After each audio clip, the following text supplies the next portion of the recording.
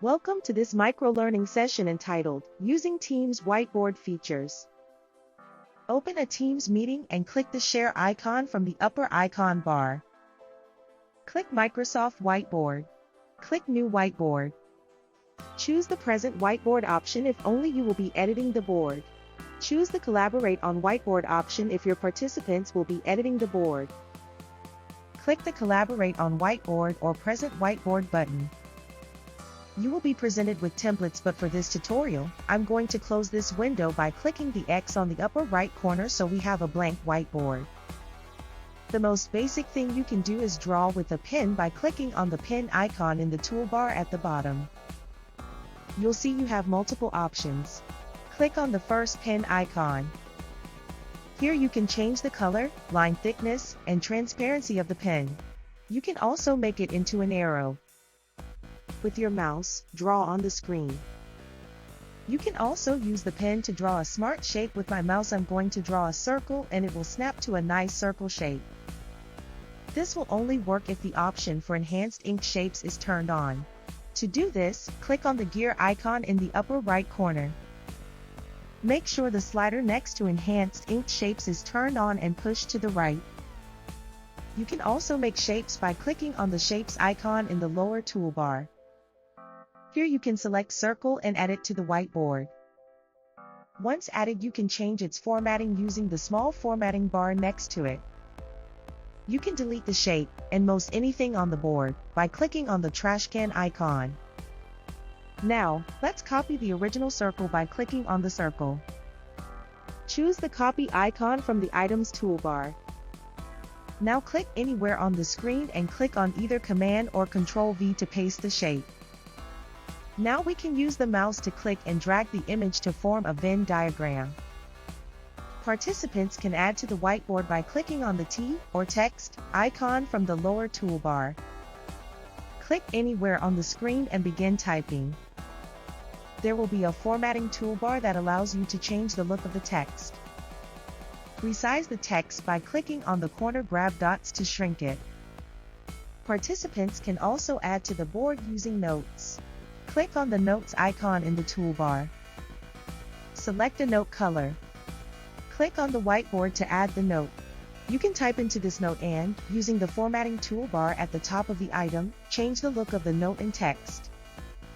You can resize the note using the corner grabber dots and dragging them. Now, click and drag either of the items and place them in the Venn diagram. Now, let's try something new. Use your mouse to click in the board and push it up to get a clean page. Now let's add a template that we can work in. From the toolbar, click on the More Options icon. Click Templates. Select the one you wish to use by clicking Use this template. Click on the whiteboard to place the template. Now your participants can type into the notes, and these notes can be moved by clicking and dragging the item. This can be rearranged and edited in any way you wish. Now, let's try a brainstorming session. Use your mouse to click in the board and push it up to get a clean page. Participants will click on the note icon from the toolbar and add them to the whiteboard. I'll zoom in more, using the tool in the lower right corner. Now that the ideas are on the board, participants can rate the ideas. Mouse over the note and then click on the thumbs up icon in the lower left corner. From here you can give it a thumbs up, heart, laugh, or puzzle icon. Once done, you will see the count of the votes.